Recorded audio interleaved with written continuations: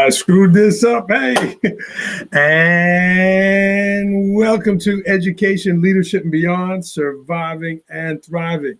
My name is Andrew Murata, host of the show. It is show number 148, and happy to be with you here live on Facebook. Happy to be a member of the Education Podcast Network, as well as Voice Ed Radio Canada. Appreciate those partnerships and happy to be live here with you today. And as you see, I kicked our first call of the game here, Coach, by screwing up that sound, but we will get past it. So it's show number 148. Great to be with you again, and hope all are well and safe. Really looking forward to talking to Mike Martin here in a couple minutes. Mike is the head coach of Brown University men's basketball. He has been there for 9 years. And I really got to know Mike over the years. He does a great job there. He's been, spent his career playing in the Ivies, being in the Ivies, and certainly time in Providence, Rhode Island. So looking forward to talking to Mike here, and I welcome him to the program. I do want to thank our sponsor today, the Coaching and Leadership Journal. I'm going to send a copy of this to Mike. It's great stuff. This is by Dan Spanauer down in North Carolina, the Leadership Publishing Team. You could find this at. And it's a monthly journal. If you are a leader, if you are a coach, if you're a teacher, it is an excellent resource for you. And this is the December version here. And there's an article about John Lennon, right? It's the 40th anniversary, unfortunately, of his shooting. Just tomorrow here, it'll be 40 years. There's an article about the Beatles breaking up. There's an article about students struggling with misinformation, a leadership article. An article on John Tillman, Maryland lacrosse coach, an article on teamwork, and just so many different stories here. The Coaching and Leadership Journal, check it out, Murata20 for your 20% discount, and you can find it at the leadershippublishingteam.com. Thanks to Dan Spanauer. If you're watching live, certainly jump in with Coach and I. And again, we're going to meet Mike Martin in just a minute. So in getting ready for the show, thought about my trips to Providence and Brown, and one of my first times there was my first or second year in the Ivy League. And at the time, the coach, his name was Craig Robinson. And I had never met Coach Robinson, but a bunch of people had warned me, said, Andrew, he's going to come after you. Don't let him beat you up. Don't let him beat you up. Don't let him come after you. So I'm like, oh, my God, like, what's going to happen here? Is this guy kind of, And, as soon as he kind of barked something really bad or really loud, I gave him a quick technical foul. And Coach Robinson was like, what? Are you kidding me? Like, Andrew, that is unbelievable. That is the quickest technical foul I've ever got. And I called the supervisor after the game and told him what happened. And he said, all right, Andrew, did you give him a warning? And I said, no. And he said, why not? And I didn't have an answer from my supervisor at the time. I just didn't. And he said, Andrew, every coach deserves a warning, especially if you're just meeting the person. And I always remembered that and always tried to do that. And I try to do that in my role now as principal. I try to do that in my role as a father and as a leader, right? Giving people warnings. And I remember that way back from 06 or 07. And I think it's important that we do give people warnings. We do give people chances, not too much, right? And Mike is certainly somebody on the sideline who always conducted himself. You were able to talk to him, you say something to him, and he responded in an appropriate manner. So let's bring him into the program and see what his thoughts are on that story, as well as a lot of other leadership things here. I welcome Mike Martin to Education, Leadership, and Beyond. Welcome, Coach. Andrew, thanks so much for having me on. Great to be with you. Yeah. We really appreciate it. And this is the head coach of Brown University men's basketball. Mike, what was your take on that story and your take on that concept about giving people a warning and or a second chance? My first take is I wish I could use that as an excuse for some of my technicals at Brown. Unfortunately,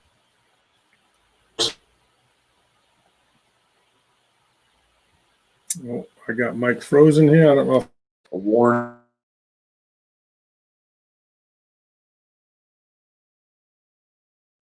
To people that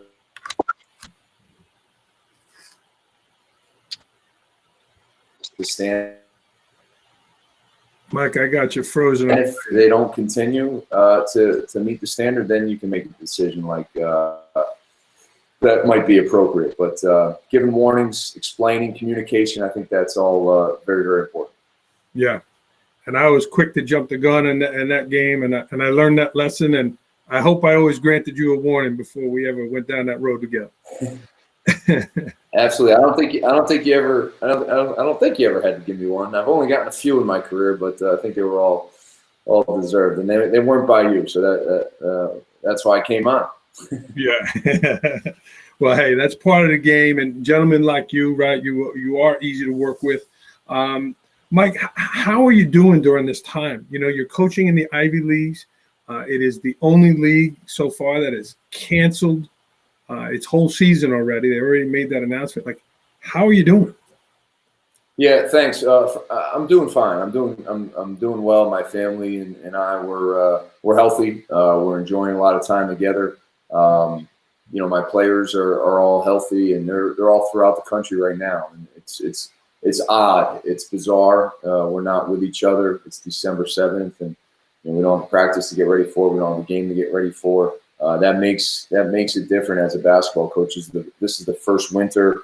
Somebody asked me this a few weeks ago. This is the first winter in 35 years I haven't had a season to get ready for. Going back to, you know, when I was playing, youth basketball. You know, I've always had a winter where I was getting ready to be part of a team. So it's different, but I'm trying to take advantage of, you know, more time with family. As a coach, I'm on the road so much during the winter. I'm trying to see the positives in this bizarre winter that it is to be an Ivy League basketball coach. And how are you communicating with your players? Are you still holding weekly meetings or every couple of weeks? How are you in touch with them? Yeah, you know, so we're having meetings as a team once a week, maybe once every other week. I'm in touch with them, you know, a lot one-on-one, whether it's a text message or a FaceTime or a phone call. You know, just to see how they're doing, to support them. I thought, you know, we had a pre-Thanksgiving team meeting on that Tuesday, and the next day was going to be the opening day for a lot of college basketball, and I anticipated that being a difficult week for our players, and just tried to talk to them, see how they were doing, you know, how was it watching those games, and you know, our guys are great. I mean, it's hard for them. It's definitely, you know, their identity is not just to be an Ivy League student, but to be a Division I basketball player, right? And they see the rest of their peers throughout the country playing hoops. So it's hard, but I think they understand. I think they see the big picture. They're all still going to graduate with a degree from Brown. They're all going to get this year back from an eligibility standpoint. So as difficult as it is for them in the short term, I think they're all trying to see the positives that they can take from it and learn from it and grow and develop. Do you have any kids that aren't going to take advantage of the other year and you know, maybe a senior that is just going to go on to graduate and is going to leave? Yeah, so they're all going to get the year back eligibility wise. They won't necessarily get it back at Brown. There's some, you know, pretty interesting Ivy League rules that, you know, we may need a whole podcast to set time to go through all those. But basically, you can't be a graduate student and play in the Ivy League. And then at Brown, we have an 8-semester policy. So you have to come in and graduate 8 semesters. So it's nearly impossible for my 3 seniors to play for us next year. So they'll all graduate, and then they'll either go in. One of them's already got a great job offer outside of basketball. The other 2, you know, are definitely planning on going to grad school, and you know, they're going to be okay. Okay, that is interesting. And, you know, I was going to ask, getting into this next question, you played in the Ivy League, you coached at some other institutions in the Ivy League, and now you're back at your alma mater. You know, coaching college basketball at any level is a challenge, but coaching in the Ivy League, you know, is prestigious, is awesome, is great, but I'm sure it comes with some challenges too. You know, what would you say, Mike, is like, what is it like coaching in the Ivy League? Well, it's awesome. I'm fortunate. I mean, it's a group of 8 of the, you know, premier academic institutions in our country. We also have some highly talented athletes, you know, that make up our rosters. So I just consider myself really fortunate to be associated with such a great league, and then more specifically, such a great school at Brown. You know, Brown gave me an opportunity way back when I was in high school. It was an experience I'll never forget as a student athlete. I met my wife here. We've started a family, in the time since we've graduated. And I just feel really fortunate to be a part of such a great school. It does have its challenges, but what job doesn't, right? And, I think our job as leaders is to, maximize the positives and really embrace, all that there is that's great about our school and great about our institution. And that's what we try to do. Your kids are going to have some set of genes there between you and your wife with the academics and the athletics there. They're going to be doing pretty well. We hope so. We hope they, we just hope that they stay focused and stay healthy. And, there's so many distractions out there right now, Andrew. And our girls, they're 9, they're 7, and 6. And, man, they're a handful, but they're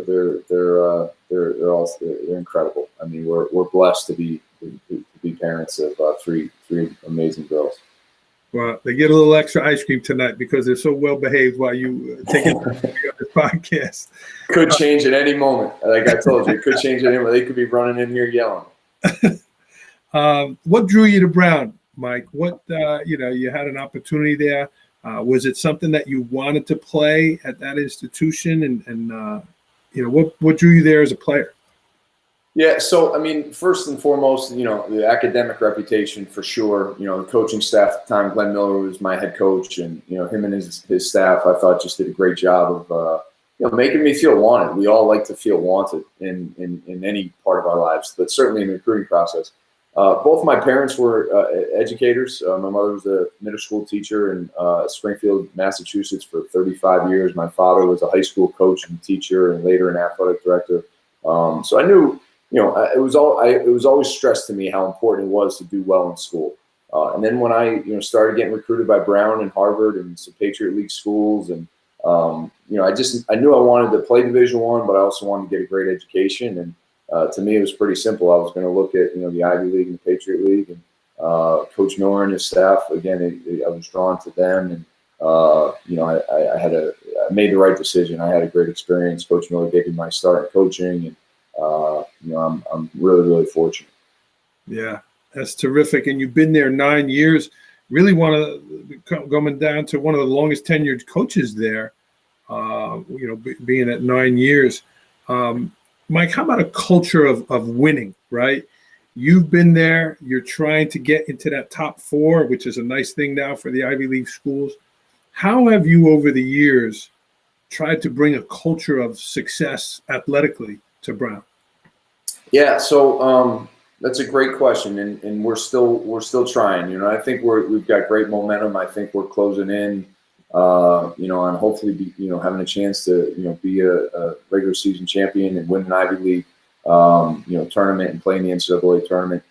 It's only happened once at Brown, 1986, and everything we do is we're focused on becoming the second Brown basketball team to win an Ivy League championship. I think it's all about the people you have. We try to recruit the very best and brightest, but young men who really value competition and value winning and are goal oriented and are going to work incredibly hard to become the best versions of themselves. We may not get the 5-star recruits every year, but if we can recruit young men who want to be developed, who want to be coached, who want to pursue greatness, that's how I think we're going to do it. And, we feel pretty good about what we've done the last couple of years. We failed a lot as a staff, and I failed a ton as a leader in my first few years, and I'm going to continue to do that. But I think that's where we've learned. You learn so much through your failures, and through adversity, and we think we've got a lot of really good reasons to be optimistic about our future. Yeah.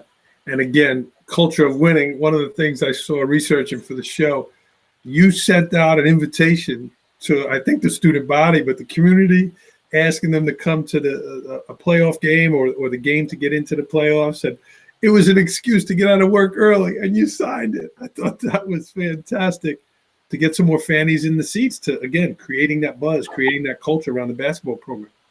It's one of the things we talk about all the time. We want to earn the respect of everyone on campus, in our city, in our state, in our league. in the country. We want people to care and love to watch Brown basketball. And, there's a lot of other choices people have when they wake up in the morning. They've got a lot of things they can do. Actually, I should say pre-COVID and in normal times. For them to choose to come and watch our team play, we don't take that for granted. So we want to work as hard as we possibly can. We're in the cafeterias passing out flyers. We're walking throughout campus. We're walking up and down the streets around campus to try to get people to come. And I think when they come, they realize it's good basketball. We're fun to watch, and you sit really close to the action. So I think it's a pretty good deal if we can convince them. Well, you got two fans in this house. My mom is watching the program now. She came up to a game, and my daughter. We spent a beautiful weekend in Providence. Went to that outdoor skating rink there. It was beautiful. And my daughter said after the game, she said, "Dad, that coach was really into the game. He really was into it." I said, "He sure was." Yeah, absolutely. Well, that's great. We come back anytime. We'd love to have the Muradas back. Mike, tell me about your leadership style. You mentioned your former coach. In the pre-show, we talked a little bit about your parents and your grandparents. You come from a big family. But how do you lead in your role as head men's basketball coach? Yeah, well, your daughter noticed it. She said, "I'm passionate, right? And I'm intense." And I think we demand a lot out of our players.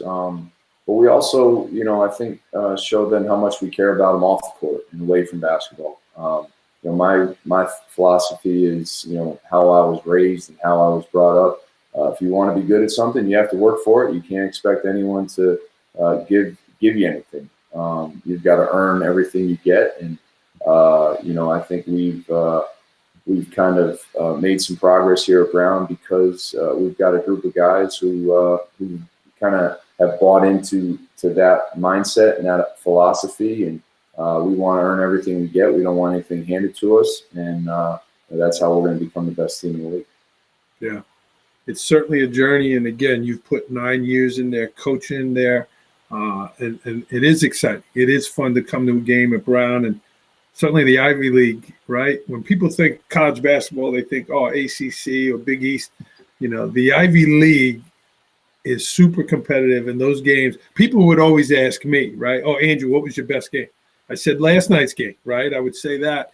But then when they get into it, like what are some of the best games? Some of the best games were those Ivy League battles because they were so close and so competitive. And I wish you guys getting into that top 4 now. What has that done for you, Mike? And again, if you're not understanding what we're talking about, the Ivy League just have one regular season champion, and now they have a little mini tournament of 4. What has that done to your coaching style in terms of your communication? Because you want to win the championship, but is it just getting in that top 4? Has it changed your kind of mindset a little bit? It hasn't changed our mindset. It hasn't changed our daily approach. We want to be Ivy League champions, right? So we want to win. Again, the first Ivy League championship at Brown since 1986. But what I would say, it's definitely changed how people follow the league, and it's changed how the last few weekends of the regular season, how what games are people watching. And we've tied for 4th with Penn each of the last 2 years. In the 2018-2019 season, we played the last game of the regular season at the Palestra, and whoever won that game was going to go to the Ivy League tournament. And whereas if there was no Ivy League tournament and it was only the regular season champion advancing and getting the berth to the NCAA tournament, maybe that game has a little different feel to it. But as far as our daily habits and our day-to-day approach, we're trying to become Ivy League champions, and those are the goals that our students have, and we're trying to achieve those. Mike, let's shift gears a little bit to a topic that is really on the forefront in our country, in the world, really, but a lot of incidents that have brought this up, race inequality or equity. And, on your team, right, you have so many different types of players. You have African Americans, you have white players, you have international players. How is this something that you've talked to your players about, and what were some of the conversations with your players on these topics? Yeah, so I mean, obviously this off season, there was some awful tragedies. Obviously, George Floyd, comes to the forefront. I'd like to think, and I know that our program, we've done things prior to this summer, to try to with our platform, as the Brown basketball team in our small corner of the United States, that have tried to serve and give back and help, promote social justice and racial equality for all. But certainly this summer, it was all brought to the forefront, Andrew. And I think, the pandemic had a lot to do with it. People were home, and, didn't have a whole lot to do. And then you witnessed that just awful murder on video, right? The first thing I think, we had to do was, talk about it. How did our players feel? How did our coaches feel? And, how did that impact us? Because you said it, we're different. We've got a very diverse group on our team, guys from different backgrounds in different parts of the country, different parts of the world. It impacted everyone, I think, significantly, but in different ways. So, having conversations about our experiences. How can, I, as the leader, how can I support our team as much as I possibly can? We had conversations in team settings. We had conversations one-on-one with our students. And then we've tried to think about, again, all right, here's what we're already doing as a program. What more can we do? How can we better, support our student athletes? How can we better support those in our community?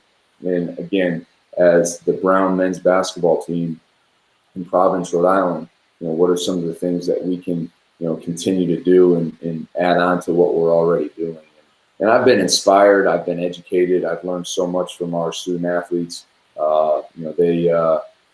They've really, they've taught me a whole lot, and I want to continue to learn more and do all I can in those areas. Yeah, and there's such a voice now for the players, right? Whether it's on their shoes. One of the teams I saw the other day on the back, they had different words about equity, in replace of the names. So that's great that you're encouraging that and doing that, and hopefully when your players get back on the court, it'll help them have that voice.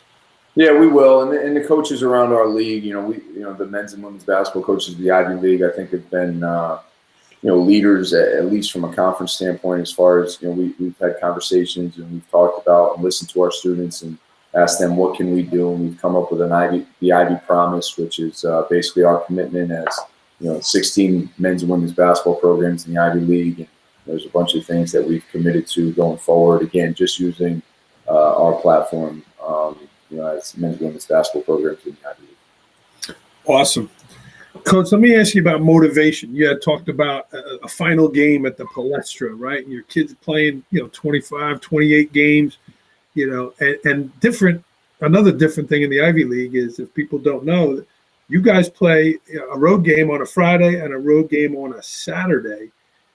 How when you start to get into February and early March, after these kids have had 60, 70, 80 practices, 20, 25 games, everybody's tired.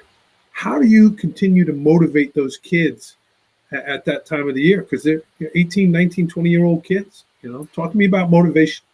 Yeah, so I think, again, so much who makes up our program? Who are the people in our program? Are we recruiting the right types of guys who are intrinsically motivated and don't need to rely on external factors? They're driven every day to be the best they possibly can be. I think we've, if we're doing that, if we're recruiting the right type of young men, they're going to drive themselves every day, and we're going to help, we're going to support them, and we're going to tell them how to, teach them how they can develop. But Andrew, I think so much of it is, are you recruiting and hiring the right type of people if you want to have that type of culture within your organization? Fortunately, I think we've done a nice job recruiting and hiring. So that we don't have to, get to practice on a Tuesday afternoon when you're just coming off of a tough loss on Saturday and worry about, are these guys going to be motivated to be here today? Because we know they're going to be. Yeah. And do you ever like, you hear stories of coaches, bringing in ping pong paddles and practice, doing something different like that? Do you throw them a curveball to mix it up from time to time? Like, what are some tricks that you do to mix it up for them?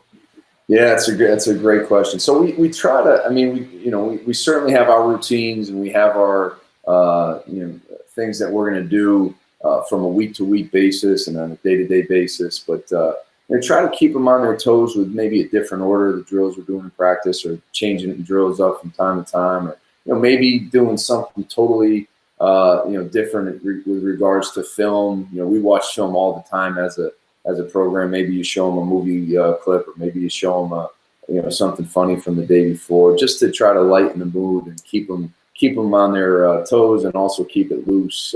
Because obviously, at the end of the day, we're just playing basketball. It's just a game. We want to be really good. We want to win championships. We want to try to teach great leadership skills and life skills. But it's just basketball. So to keep it light, I think it's a great point to bring up, and something we try to do from time to time. Yeah, and people look at these super athletes on the court, and they look like grown men, but they're kids, right? And they act like kids, and they play video games, and they do stupid things on their phone, and but they like to have fun, and it's important because it is a long season for you. It is, and I'm 38. I'm a big kid. I like to do stupid things on my phone and do have fun too. So as long as we understand that, we're in good shape.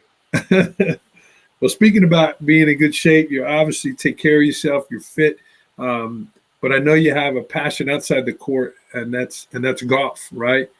What does golf do for you other than having fun, right? I know it helps you sharpen your saw, but what does it do for you while you're away from the court? Why do you have such a passion for it? Yeah, it's a great question, and I think it's I run every day too, and I think they go hand in hand. I love being outside. Like we get some cold, obviously winters here. We're in New England here in Rhode Island, but I still love to run outside and love the fresh air, breathing the fresh air. You can, with golf specifically, you can compete, and it still doesn't really mean a whole lot at the end of the day. You can get out there, you can play with a group of guys, you can really get to know them, right? You get 4 hours on a golf course. I think you can probably have a pretty good feel for the type of person after you play 18 holes with them. But it's a chance to compete, and but at the end of the day, it doesn't really mean a whole lot. So it's been a lot of fun, especially during COVID. It's one of the things I think you can do with others safely. Being outdoors, but getting the opportunity to do that has been something I enjoy. Yeah, and you have that, and you're also a busy father. You have 3 girls you mentioned earlier in the program, and again, they're doing pretty good here in terms of the noise and behavior, giving dad some privacy. But how do you balance it all, Coach? You're blessed to have some time here now, but again, like you'd say, right now you'd be at practice. Right now you'd have basketball responsibilities between your wife and your daughters. How do you balance it all?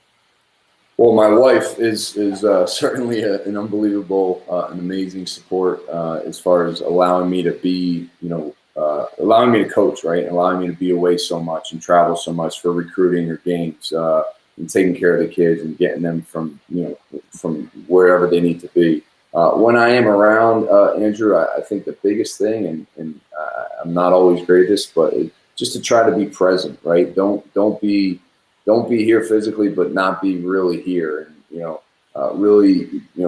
one of the great things about being a coach is, for the most part, I can get them to school in the mornings. If they have something at school middays, I can sneak away from time to time to watch them, and try to make as many of their soccer games or basketball games that don't conflict with what we have. But just try to be present, when I'm at work, and when I'm at practice or at a game. Obviously, we're focused on that. But when it's time to come home and have dinner, let's be there and let's be present for that dinner. Let's not be thinking about what went wrong in practice that day, or thinking about the upcoming opponent. It's hard to do, but I think that's one way I've tried to balance it all. And how about the organization, Mike? Again, your wife is a former college athlete, and you guys are in the mix here. Is there a family calendar on the wall? Is it a Google calendar? Are you having weekly meetings, right? Because your players all know the schedule, but how does Team Martin know the schedule? Family calendar in the iPhone, right? We got it all in there, and we have a shared calendar. We put it all in there, but then we still have to, now it's different. For the last 9 months during this pandemic, it's been the calendar's been at least as far as traveling has been, very limited. During the normal times, my wife, when we get the kids to bed, a lot of times it's her and I, and we just look at each other. We look at the calendar and say, "All right, how are we figuring this out?" And then we take it one day at a time. Fortunately, we've been able to do it so far, but it's that shared calendar and it's communication. Just like you want to communicate with your players. We've got to make sure we're communicating about what's coming up next. What's the game plan for the week, right? What's the game plan for school drop off and school pickup? Because it can get tough. Absolutely, and it's important that the captain of the team, your wife there, is in tune with that. Mike, you mentioned about looking for the positives, right? And again, here you are in December, the first time in 30-something years you haven't been playing basketball or involved with basketball. What has been those positives with your family? What are some things that you kind of have discovered that that you haven't done before because normally you're in the gym? Yeah, so I've really, I've tried to, for the most part, drop my girls off at school every day, pick them up from school. Fortunately, they've been in person, Andrew, which we are not taken for granted. We're thrilled that they've been able to learn in that environment. We've eaten so many dinners together. We've gone for family walks. I've slept in my own bed for the last 9 months, which never happens. So it's been awesome. The family time we've gotten. I'm not practicing with my team right now at Brown. My daughters aren't playing basketball like they normally would, but we've got a hoop outside in the street, and as long as it hasn't rained or snowed yet, we've been having family basketball practices outside. So that's time that I would never have had, in a normal winter. So while I would love to be on the court and in the gym with my players, I'm loving the time that I'm getting with my daughters and my wife too. Yeah. It is a blessing and the time, right? They're missing out, but they're getting this time with their dad, and you have a pause here, so enjoy that time. Mike, was there anything else you wanted to share? You were so nice enough to come on. There's a lot of educators that watch this program, and mentioned about your parents, but was there anything else you wanted to say in terms of kids or leadership or anything in that ballpark? I think we just kind of touched on it, but just enjoy the time you get with your students. And don't take it for granted. Like for me, the 17 guys that are on our roster right now, we have not yet been together. We haven't been all together since last March. And I miss seeing them every day. I miss being in the gym with them. I miss the hard work that we have together. There's probably some times when they're sick of me and I'm a little bit sick of them, right? And I will never be sick again of anything like that. I'm hoping the players won't either. But just really enjoy the time you get with your students. Don't take it for granted, because as we've all learned in the last 9 months, it can go away pretty quickly. Yeah, absolutely. Great message and great point. Coach, it's the last media timeout. We're coming down the stretch here. So these are rapid fire questions, right? This is a last second timeout. This is a quick answer. Are you ready? I will try to be. I don't know if I'm ready, but I'll try. Here we go. Last book you read? Last book, When the Alphabet Comes, by my good friend Jerome Allen, who was my former boss at University of Pennsylvania. When the Alphabet Comes? Yes. All right. Last movie you saw? We watched two the other day. We had rain nonstop here in Barrington, Rhode Island. So my daughters and I and my wife, we watched Secretariat, which is a great Disney movie about the horse Secretariat. And then we watched Remember the Titans, two great Disney family movies. Moana yet? You got 3 girls. You watch Moana, the action scene? About 5, I would say 3 to 4 times a month for a couple of years, but I think we're past that. I've seen it a lot. Okay. Well, the new one, the action one. I haven't seen that. Oh, okay. We'll get the girls queued up this weekend. That's all right. Great story, but especially for girls. Outside the Ivy League, where's your favorite place to travel? So non-basketball, I would say my wife and I, we honeymooned in Bermuda. We went back there for an anniversary. Love it. Yeah, awesome place. And then we get away in the summertime to a little cottage in New Hampshire, a lake up there. Nice. Best, this wasn't in a question list. Best on the road travel, like best visiting, you as a visitor to an opposing gym. I would probably say the Palestra in Philly, and I was there for 6 years too. So I know so many people there, and just, Philadelphia is a great city. Palestra's a great place to play and coach. And I always look forward to that trip. Yeah. And they're right on top of you there. And they put that new big screen in there, man. They said you could see a pimple on your rear end with that screen. Besides basketball talent and grades, what are a couple other things that you look for in a kid when you recruit them? Yeah, just, to the best of our ability, try to figure out, do their values line up with what our values are, right? Are their values consistent with what the values of our program are? Are they going to help advance our culture because of the values they have? And then what are their goals? Are they driven to be great? I think if we can find young men who have similar values and goals to us, and they're talented and smart, I think we got a pretty good chance. And in your conversations, Coach, excuse me, is that just something that you ask them? Tell me some of your goals, or is that something that you just organically take out of the conversation? So I think you can, yeah. I think the more you talk to them, the more they're gonna really trust and open up to you. So I think you want to talk to them, but I think you also want to talk to as many people as you can that know them, right? Their parents, their coaches, their teachers, maybe their opposing coaches. I think that's one of the biggest lessons we've learned in recruiting is, we maybe made some decisions early on in our time where we didn't fully know the young man. They were all great kids, and they all, had incredible things to add to our program and to our university, but maybe they weren't the right fit for me or for the rest of our coaches. And they didn't necessarily, they weren't the right fit for our program.